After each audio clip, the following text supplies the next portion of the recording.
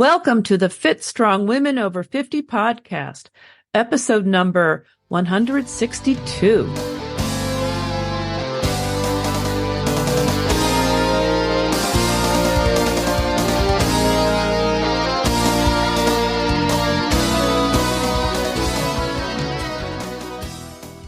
Hi, I'm Jill. Thank you for joining us today.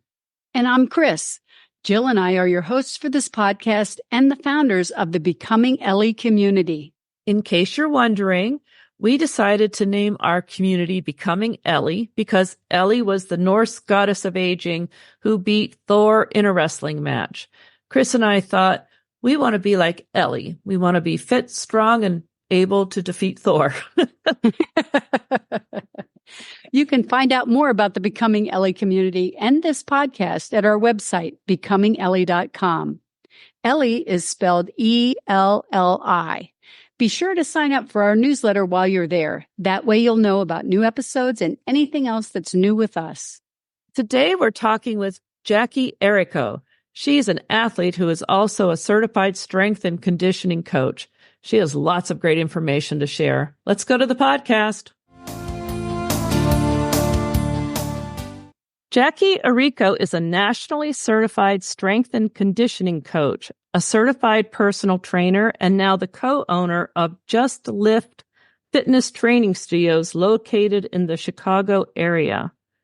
Jackie's business focuses on helping women gain confidence in their bodies through strength training and proper nutrition.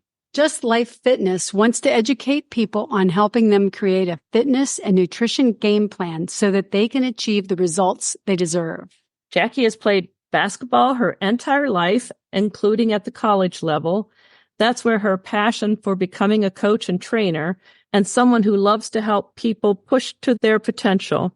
She's been in the fitness industry for over 13 years, receiving a bachelor's degree in exercise science and a master's degree in business administration before starting her career training Division I and Division III NCAA athletes. Welcome, Jackie.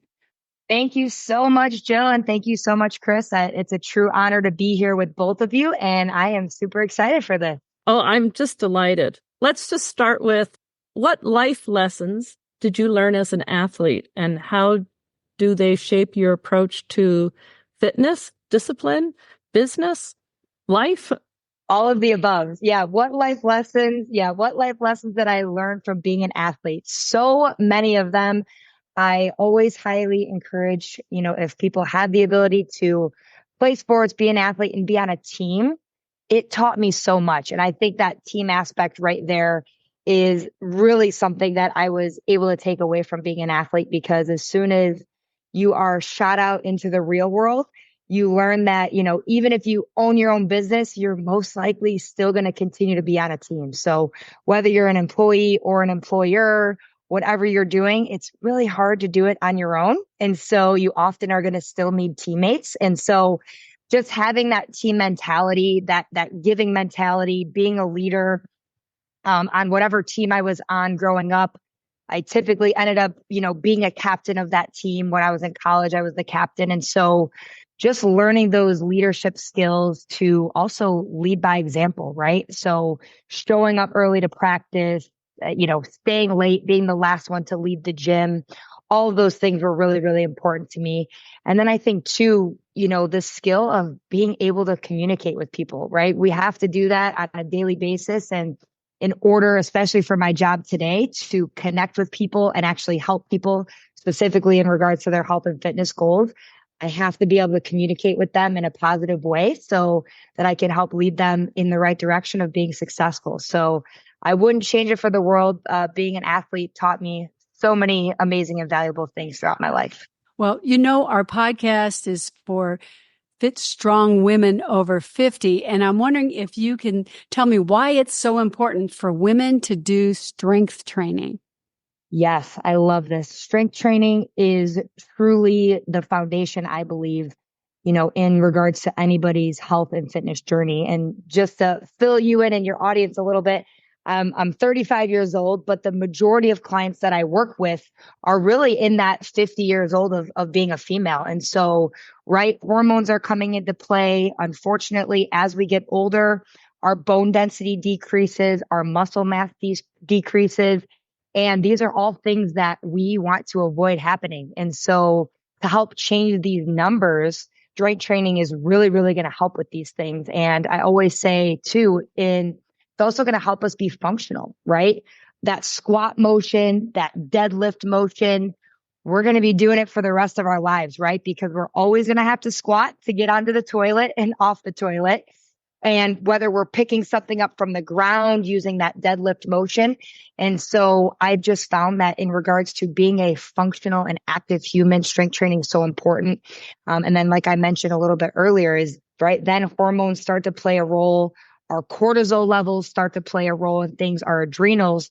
And so a lot of times, when we're working out, it is a stressor on the body, right? We're stressing our body a little bit, but we have to do it in the most positive way possible. And so we really found with our clients that we were able to provide a low impact, little bit lower of a stressor and not as, increasing and shooting up those cortisol levels as much when we were doing true strength training with them. So regardless when somebody's coming to us, whether their goal is weight loss, whether it's just being fit and healthy for their family, whether it's training for a marathon, we always suggest that we need to have some type of strength training in that program and in that routine on a weekly basis. So that's the foundation of your exercise program. A lot of people think more cardio, but strength training does so many different things. Yeah. And you're still going to get your heart rate up, right? Depending on where you're maybe at in your strength training cycle, especially if you're going a little bit higher volume and lighter weights, you're still going to be able to get that heart rate up, still work on that cardiovascular system. And don't get me wrong, I still do cardio on a weekly basis. I still love it, right? We all have hearts and, we need to work that muscle as well. But it's just finding a really good balance. And depending on where that female is at in their health and fitness journey, they just might need to tailor down the cardio a little bit and increase the strength training. Again, everybody's different. It all depends on where those hormone levels are at, where are the adrenals, where are the cortisol levels. And that's what we try to do is look at those things so that we can take an individualized approach so that then I can help guide you in the right direction of what should your week look like when it comes to exercise. So you actually do blood work or get blood work on people that come to you so you can look at those numbers? Great question. So we don't do it in-house. So what we do in-house is we use an in-body scale. So the in-body scale we use with anybody that's first coming in. We're going to get your muscle mass percentage, body fat percentage, hydration status. It's also going to give us your basal metabolic rate. So we can tell you how many calories your specific body is burning on a day-to-day basis. So we can help with nutrition as well. If we have somebody with us for a good chunk of time, let's just say 3 to 6 months, and they're following their workout program, they're following the nutrition program, and we're still not seeing the results that we would typically see or trend towards, we then might refer out to get that blood work done. Sometimes that's a factor, right? That, okay, we're doing all the right things, something's not adding up. And then we just simply refer out. We have a very close network of professionals to then do the hormone testing and a little bit more of a deep dive to see what could be going on with the body. Okay, great. How do women's fitness needs differ from men's? And how do you address that? Yes, love this one. So, like I mentioned, we primarily work with, females at our training studio. And there is a difference, right? I always say that when it comes to weightlifting, both males and females, we both need it. I always like to break the limiting factor of a female being nervous and intimidated when it comes to strength training, that they don't want to get big and bulky. They don't want to look a certain way. And so I love being able to break that belief that that's not going to happen, especially, if we're not on a specific bodybuilding type of training program or anything like that. So in regards to just, simply weightlifting, it's applied very similarly. The different things that we need to look at is just that, again, as a female ages, that bone density and that muscle mass tends to decline on a much faster rate than a male's. And then, right, the role of hormones that comes into play. So we just see that typically at an earlier age that, females are going to start having those hormone issues potentially going on. And we got to get to the root cause of what could be causing those potential fluctuations as well. And then we have, our cycles as well. So, there's been a lot of research done that when a female is in her cycle, she's actually more at risk of injury. And so we will often have open communications just to see, where is someone at with their cycle, so that we might change and progress them differently in their training program at that time.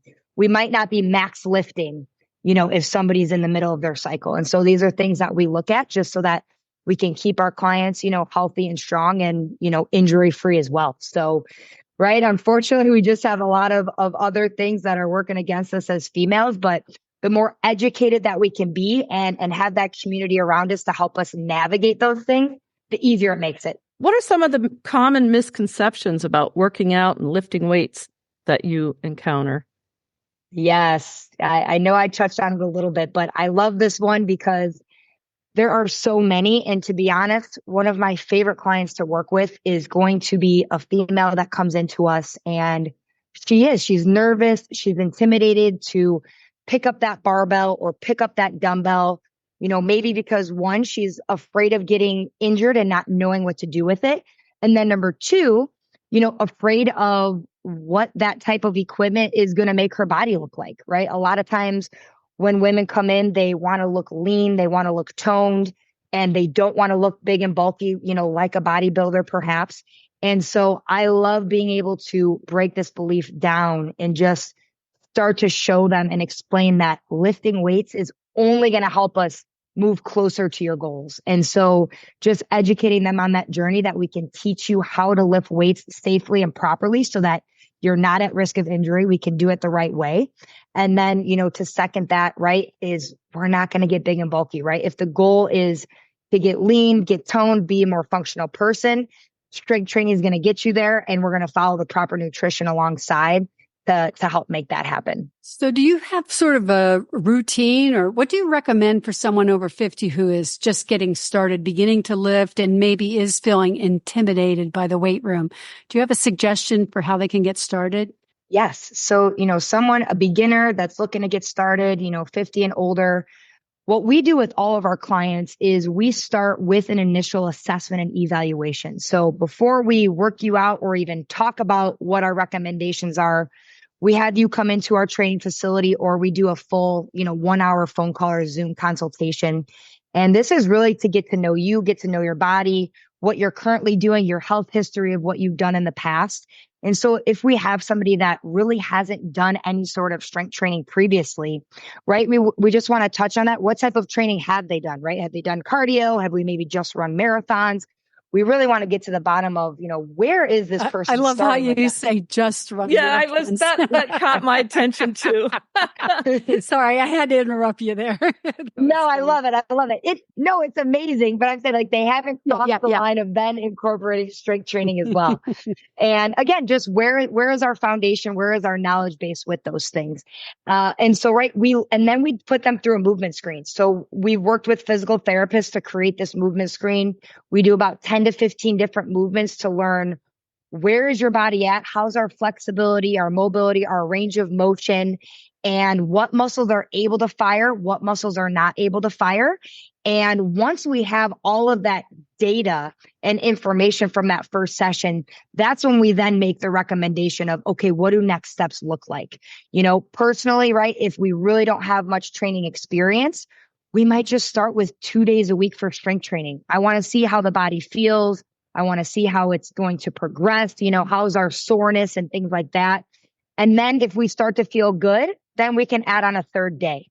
So personally, at our training facility, we max our membership at 3 days per week for strength training. And the reason why we do that is because we just really value our clients also doing other things, like running, Pilates, yoga, and things like that. So we just want to have a very well-balanced, training protocol that we're doing. Would you say there's any newbie mistakes? Like, people may be doing it too often or too long or the wrong, I don't know. What's a common newbie mistake that you that we run into. Yeah. Yeah. I mean, that's a really good point. There's certain personalities that are all or nothing. And so if someone has, never done strength training before or worked out in general, and they're like, I'm all in, I'm ready to do this, and they want to jump into 6 days a week, that is where I would say, let's not do that. Again, just going back to, let's start with 2 to 3 days a week, and then we can always progress from there. So listening to your body, and you don't need to overdo it, right? If the goal is longevity and the goal is long-term results, then we don't want to burn out early. And so we will often see that, with clients or people coming in to work with us. And so that's really also another reason why we max those training days at 3 times per week. So really with us, there is no opportunity, hopefully, to overtrain and do damage to those muscles. Can we go back to the question about people going into the weight room? Because if someone is going into the weight room who isn't working with you, what advice do you have for them on getting started? Yes. So if someone's going into the weight room by themselves and they don't know where to start, again, they have just low training, that they've done in their previous life, is do as much research and education as you can beforehand, right? There are mobile apps out there. There's, coaches that you can get online. I'm a really big believer in doing that just because there are so many resources out there. You're just going to have to do a little bit of trial and error because every person is different, right? You can watch a YouTube video that is definitely not for you, and you can then find another YouTube video that is perfect for that person. And for me, myself, I even hire a coach and a trainer, right? I know what I'm doing in the gym, but I really find value in having an accountability workout or partner or having a coach as well. And so I'm always like, hey, I don't need to do it all on my own. And so if I need to hire a coach and find someone to help me, then, I recommend doing that. Also, if someone's going into the gym, oftentimes there's going to be staff at that gym. So don't be afraid to ask. Typically, the staff at the gym are more than willing and able to help answer questions. And so just walking in and not feeling bad, right? A lot of times it's a little bit of a confidence thing, or being embarrassed. And so I always say, don't feel embarrassed. Just ask questions because, someone that's working at the gym will be able to help and at least guide you in the right direction of where to start. Excellent. Okay. And if we're working out at home, do you have any recommendations for a good workout? Yes, I love at-home workouts. I think we've really kind of perfected this during, the COVID era of having to work out at home all the time. But don't get me wrong, body weight exercises are still considered strength training exercises. And so by just doing simple body weight exercises at home, you can get a fantastic workout in, especially if you're a beginner. I always tell people, don't feel like you have to start with these big weights, intimidating things. You can simply start with body weight of doing a squat, a push-up, a deadlift, some type of rotational movement, a lunge, and all of these things too, right? If we're at home, a lot of them could be assistants. So I love using like a chair or a couch to assist me if I don't have that full strength or that full range of motion. So always start there. And then again, just go back to, if you have the time to educate a little bit and do some research of, there's a ton of apps and educational, things out there. So don't feel like we have to do it alone. Download something to help, keep you on track and making sure that you're doing the form correctly. I think that's something that when you're working out at home, something to look at is just to make sure that you have the correct form so that we're staying injury free and we're taking care of the body. So I know you offer small group training at Just Lift Fitness. What's the advantage of doing strength training in a small group? Or is there an advantage? Yeah, so that's really our specialty here at Just Lift Fitness is our small group private training. So what those sessions look like is they are a max of 4 clients per session. And what we say is we really are treating those small group sessions like a personal training session, right? We have that nice 1-to-4 ratio so that our trainers and our coaches can really focus on form, focus on technique for each individual in that training session. But instead of just being one-on-one with your trainer, right, you then have the group energy, vibe, you have community with it as well. And so the way our facility is set up, at our current facility, we can run 2 small groups at the same time. So we'll actually have 8 clients in the facility at once. We just opened a brand new facility where I'm at right now, and we can actually run 4 small group sessions at once. So now, right, you still have your own coach with that 1-to-4 ratio, but you have that community feel. You get to see your friends. Everybody's bouncing their energy off of each other. So even if it's 5 a.m., right, you have people around you that are cheering for you and motivating you, and right, or you're all on the struggle bus together, but you're lifting weights. So it's a really, really good just energy and vibe when we have those small group sessions. But again, it still allows us coaches to give that individualized, coaching environment as well. So do you run it like with set up circuit training or different stations, or what does it look like? Yeah. So what we do is we create our programming basically on an 8-week cycle. So every 8 weeks, we have a brand new program that we roll out to the clients, and we have a major upper body lift, a major lower body lift, and then some type of conditioning movement as well. And so those are really the 3 main focuses over the course of those 8 weeks. And honestly, each week is a little bit different depending on where we're at in our programming. So we have our, where we're lifting lighter weights, but we're going higher volume, so more reps. Those sessions can be treated a little bit more like a circuit session. We're moving around for a time thing. But once we get into our true strength training, where we might be doing 5x5 reps and sets, then we might just be supersetting an exercise. A client might be at a rack by themselves. We try to change it up just so that, the clients aren't getting bored with the routine and the flow. So we have a couple of different, just kind of flows between supersets, groups of 3, groups of 4 that we work through to keep the clients moving, but ultimately, working on that strength training to get them the best results possible and progress in their weights over the course of the 8-week program. So your gym, people come in and do these small group sessions, but you are not open like for people just to wander in and say, hey, today I'm going to do something with some equipment or something. Correct. Yes. If you're coming in with us, you're either doing one-on-one personal training with us, you're doing our small group private training, and we do have a mobile fitness app as well. But yeah, we get a lot of asks and requests if we just have open gym. Just the way our schedule lands and just how busy we are with those training sessions, we don't have anyone just coming in to work out on their own. Okay, I'm just curious. And the mobile app, is that for anyone or? Yeah. So we train clients all over the world. We actually have a client in Hong Kong right now, but anywhere and everywhere.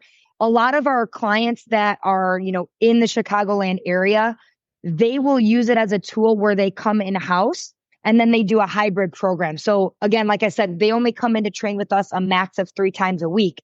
But a lot of times, they might want to do running or cycling, flexibility, mobility outside of the gym. So we'll actually customize those workouts for them to then pair at home. And again, then if someone doesn't live in the area of where our training facilities are, what we do with our mobile app is we just fully customize those workouts for our clients and their nutrition program as well. So it's a really cool tool. So it is customized. If you're using your app, you customize. If I were to use it, I would get a workout and plan geared for me that might be different than what Chris would get. Absolutely. Yep. Okay. So what happens is, you're going to be paired up with one of our coaches, right? So you have a real human, a real person, a real trainer on the other end of that app. And we're communicating with you on a weekly basis, right? So we do that initial deep dive assessment. Again, it's not in person, but we do a Zoom meeting with you to connect, do a deep dive of health history. What equipment do you have access to? And then again, based off of those goals and all of those things that we have for you, we then fully customize that workout and nutrition coaching program for you. And when we check in weekly, we're seeing how it's going. And so if we need to make changes on a weekly basis, we make changes and adapt, right? If you're like, oh, my, lower back's feeling a little tight and stiff, we might need to rotate out some exercises and add in some stretching and mobility. And so we're able to do that for you guys. Okay, excellent. That's great. And so it includes the warm-ups and the cool downs as well as the actual workouts. Cool. Yes, literally everything. We try to make it as easy as possible, right? Because a lot of times when people are thinking about their fitness program, their nutrition program, it's overwhelming, right? It's like, where do I start? What's the middle of it? Where do I end? What do I do? And so our goal as your coach is to make that journey as easy as possible so that when you go to your basement for a workout or you walk into a gym for your workout, all you have to do is open up your phone to our app and it tells you again from that warm up what we're doing. Here's our warm up. We move into our strength training portion or whatever we're focusing on for the day, and then cool down at the end. That's nice. That's probably very helpful for people. You've talked a bit about strength training, and we've talked a bit about cardio. Is cardio? You said we should still be doing some kind of cardio, but what can you tell us about that? What advice do you give your clients about what to do? Yeah, absolutely. I think too, for cardio, it goes back to that initial assessment of what's going on with your body currently. And then ultimately, what are our goals, right? Because if our goal is to run a marathon or do a 10K, well, then that, the cardio and the running is going to be that primary, basis of that training program, right? But if it's, to lose weight, to be functionally fit, then we're just going to fit in that cardio around our strength training program. I'm a really big believer. I love just getting out for a simple walk. I always tell people that they don't necessarily have to overthink the cardio thing. Because I think sometimes, right, depending on the individual, doing an hour of cardio on the Stairmaster could be horrible for somebody, or some people might love it, right? It's their time. So I like to just find something that they're going to enjoy. And if it's a walk outside because it's nice out, I'm going to say, well, let's count that for cardio, right? And if it's my one time a day to run outside because I don't have kids and I get to put my headphones in, then I want that to be for them as well. I think another thing I like to look at is just injuries, right? Do we have any knees, lower back issues, and we need to go non-impact? That's totally okay too, right? We might just go the swimming route, elliptical route, and just go of a more non-impact bike riding as well. So just finding that right fit for that individual, what makes the most sense for you in regards to doing cardio, because there's 1,000 activities we can pick from. But let's just pick what's going to make you successful and going to make you happy and injury free as well. So whether we're just starting out or we've been training for years, different things can happen. And what strategies do you recommend for maintaining a positive mindset and managing setbacks? I love this. I often, for anything that I'm going to do for myself with a client, is starting with our mindset, right? And even if we're going to start a new health and fitness journey, we have new goals that we're looking to do, or just old goals that we're revisiting. It always starts up here and it starts with our mindset. And so oftentimes, even before maybe getting out for that first run or picking up that first barbell, I really think that, we need to start with the mind to mentally prepare and give ourselves confidence. If it's looking at yourself in the mirror and telling yourself that you got it and you can do it, the words that come out of your mouth, what we teach our clients, mean so much and impact us beyond what we can even imagine. What I like to do, I do this for our clients, I do this for our team, is I ask them, what is their why? Right? So if I have a new client that comes in, they potentially want to work with us, I ask them to explain their why. And it can't just be, I want to lose 20 pounds or I want to run this 10K. I'm going to dig as deep as I possibly can to get out the true reason of why they want to accomplish that, right? Is it they need to be healthy for their family, for their kids. We have to get as deep as possible, because once we can get to the bottom of that mindset and that why do they want to reach those specific goals, we can then move forward and start working on them. And so once someone gets to that, I actually have them write it on a Post-it. And then I like for them to put that little Post-it or piece of paper and put it on their bathroom mirror, so that every day when they're going to brush their teeth, they're going to bed, they're waking up in the morning, they have to look at that darn Post-it every single day. And they are reminded of their why. Why are they getting up in the morning? Why do they want to get to the gym? And it's just going to help set that tone and set that mindset so that we can go out and accomplish our goals, because we can do anything. We just have to get our mind to accept that we can. What about setbacks when something bad happens, an injury or, illness or something like that, and you feel like you're back to square zero? How do you handle that? Yes, the setbacks are unfortunately always going to happen, right? There's always going to be something that comes up. If we're super active, we're bound to get an injury here and there. Personally, I had a major setback with my health over the last 2 years.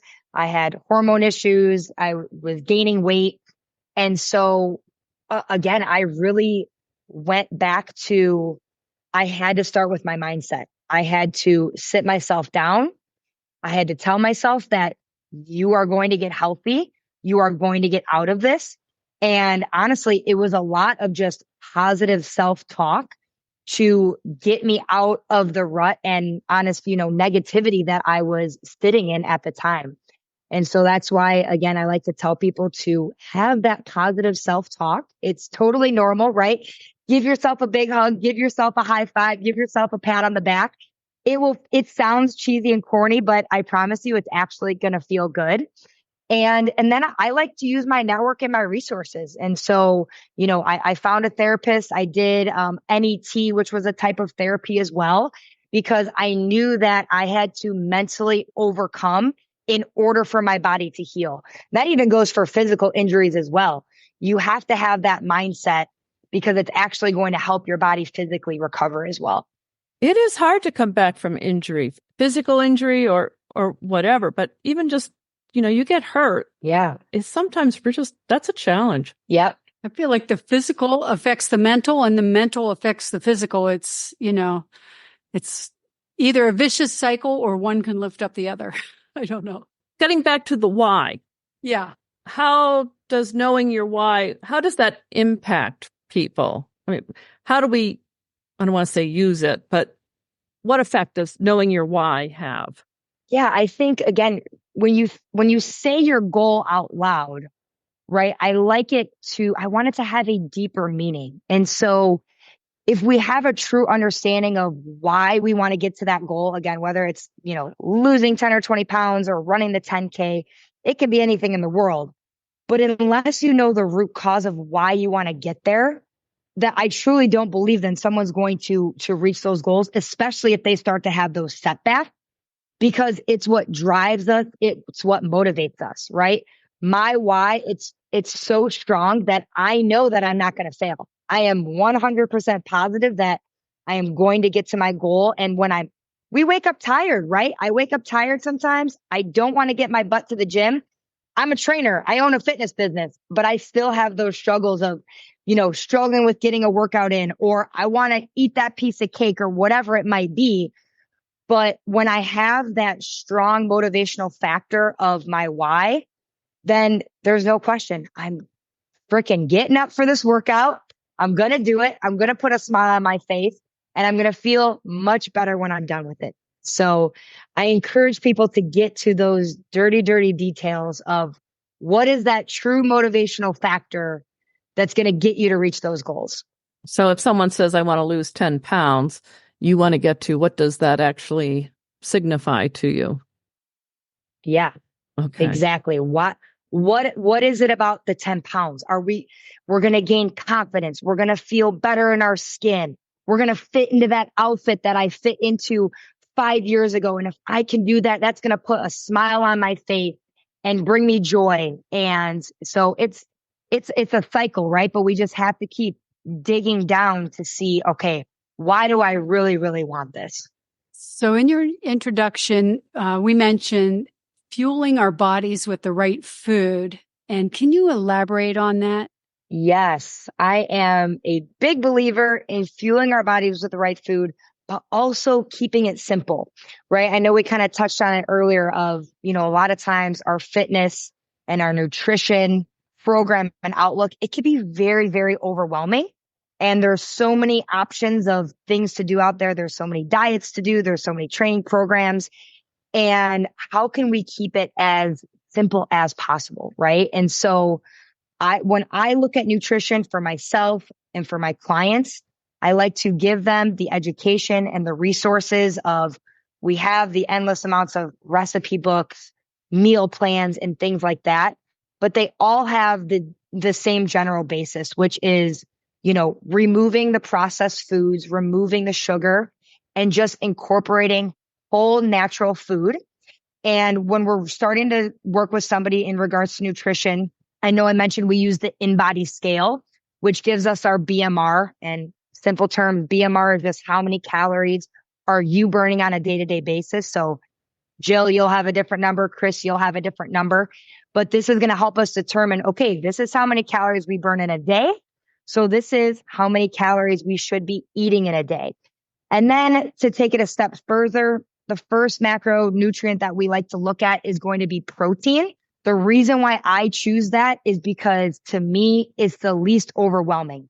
If we could simply get our protein up to 30% intake on a daily basis, those other macros are going to just start to naturally fall in line and we don't have to overly stress about them. So I love looking at protein first to just say, hey, let's make sure that we're getting our protein in with real food. If we can't do it with real food, we can supplement in a protein shake, during the day after a workout. That's okay too.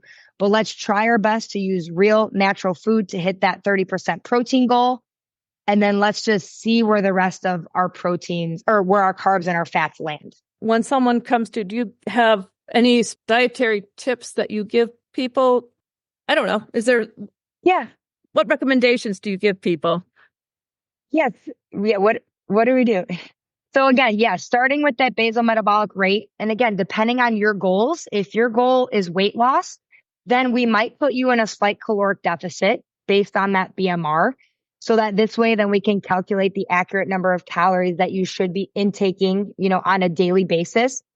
After that, we really like to listen to the body. We have a lot of clients that come to us. They might be gluten-free, dairy-free. They might have some intolerances and things like that. So we work with those as well. The majority of the recipes and meal plans that we have are primarily gluten-free and dairy-free, just because we're really trying to eat, those whole, nutritious foods that we, have available to us. And so again, it's really just keeping it as simple as possible so that we're not overcomplicating the journey. So let's fill up our plate with our protein first.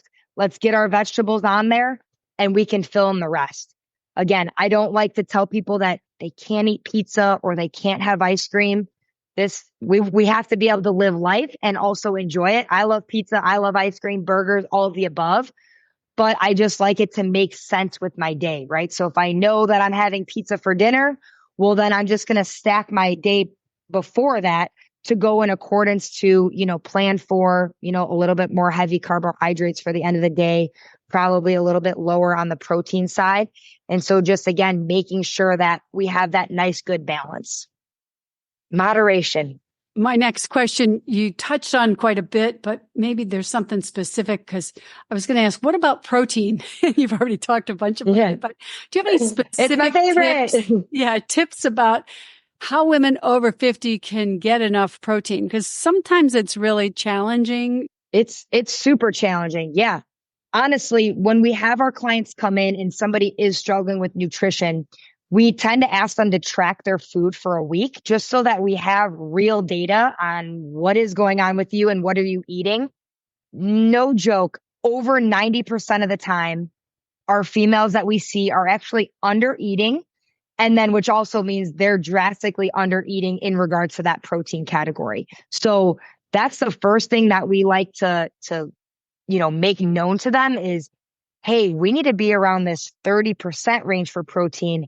And you're only at 12, right? And so it's really just informing them of those numbers, right? Education. That's where we like to start, is educating them on what is actually going on, because we don't know, right? We're just eating throughout the day. We feel like we, tried to eat a lot of protein, but, maybe it didn't really happen. And so it's that eye-opening experience to say, oh, wow, I really didn't get enough protein.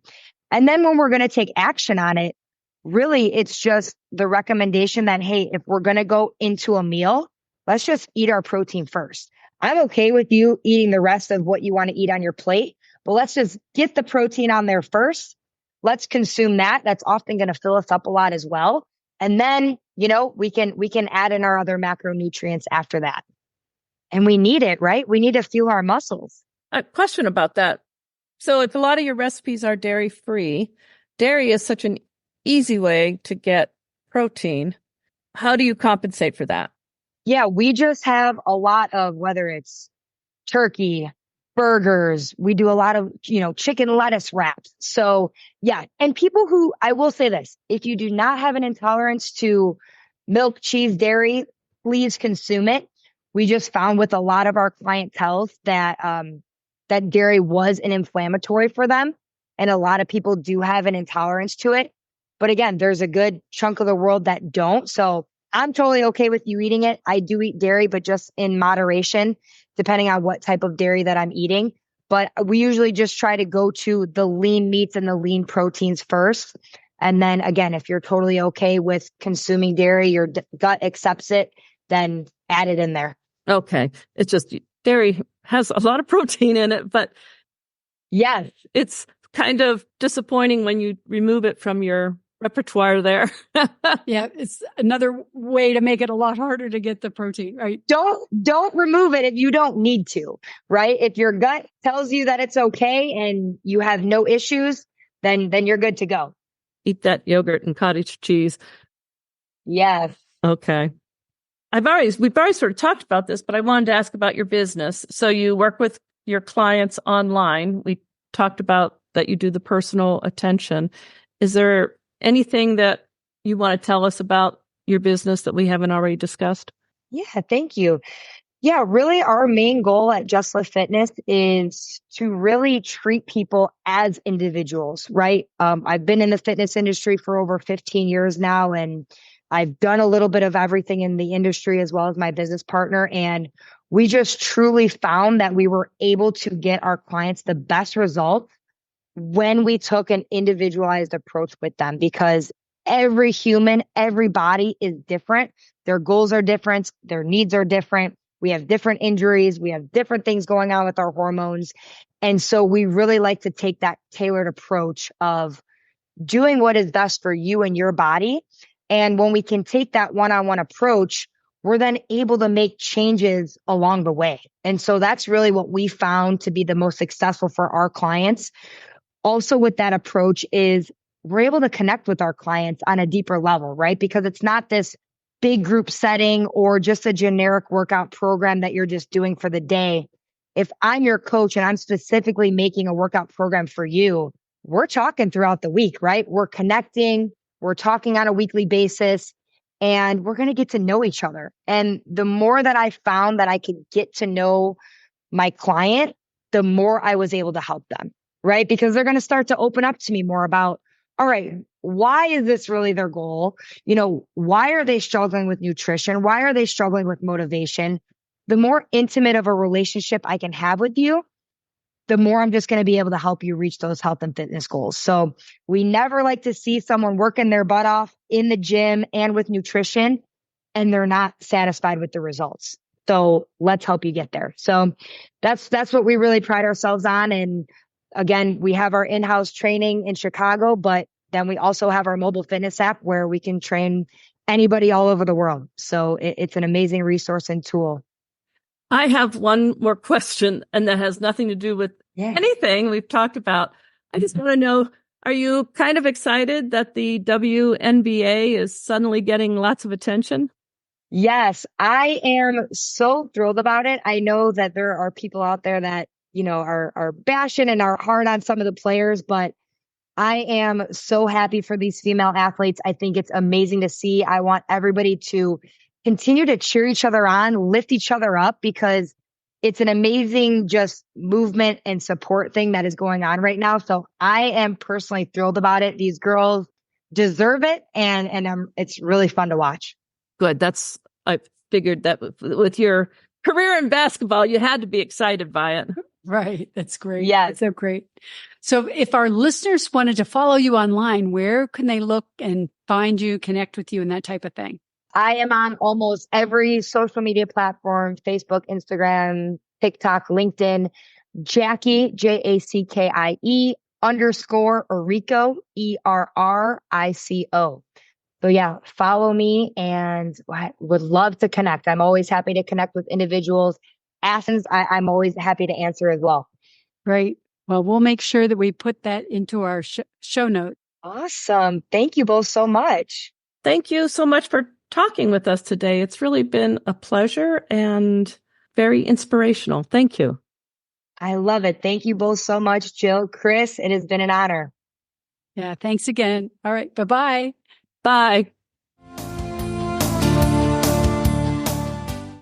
I really think that Jackie has lots of great information, and I loved what she had to say about mindset and drilling down to find out exactly what your why is. It's so easy to kind of let things go and not go to a workout or what have you. But if you keep focusing on why you want to get fit and strong, it really makes a bigger difference to being consistent with your workouts. And I think that has a lot to do with, too, when people decide, oh, I want to lose weight. For sure. You know, like, why do you want to go through all of that? What's your goal? If it's just like, I want to fit into look this better, dress, quote unquote, that's not going to really keep you going when the going gets hard. Right. Like, when the going gets dress. tough. Exactly. Yeah, buy a different dress. Yeah. The whole positive self-talk, she really is a true athlete, someone who's worked for many, many years on all of these things, because she understands that whole idea of, visualization and keeping yourself focused on your why. Yeah. And what's interesting is we talk to a lot of runners and endurance athletes and a lot of people who compete individually, but her background is in basketball. So she is very much aware of team and team effort and how important it is to have others involved in your work, in your training. Well, I know myself, just being part of a community like the Becoming Ellie community, that really helps me to stay with it on the days that are tough, because there's plenty of days that are great, but there's also quite a few days that, it's a little more challenging. Yes. I also kind of like, she was like, yeah, you could do the cardio stuff, but she was really focused on strength training and lifting.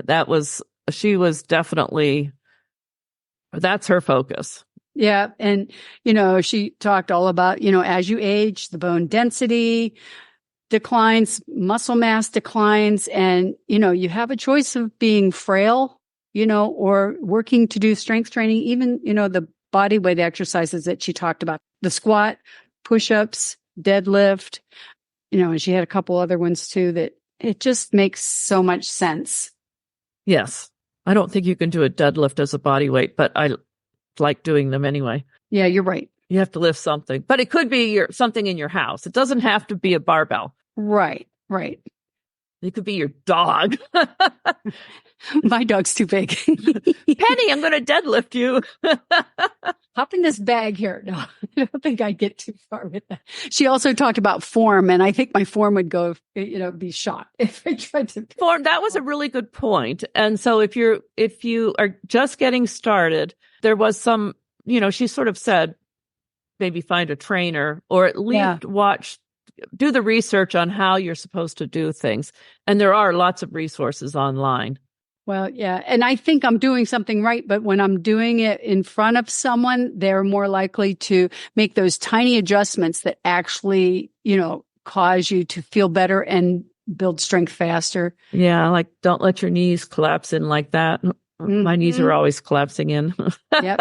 Lower your shoulders, relax your shoulders. So often the time I'm getting them up too close to my ears. Yep. Got it. Well, let Chris and I know if you have some thoughts on today's episode. How are your efforts to be fit and strong like Ellie going? Let us know. You can leave us a message at becomingellie.com, or you can find us as Becoming Ellie on Facebook, Instagram, X, Pinterest, YouTube, and LinkedIn. And if you don't already belong, be sure to join our private Facebook group, Becoming Ellie. Yes, it would be wonderful to have you join us. It was great talking with you today, Chris. I'm looking forward to our next episode of the Fit Strong Women Over 50 podcast. I am too. See you next time. Bye-bye. Bye.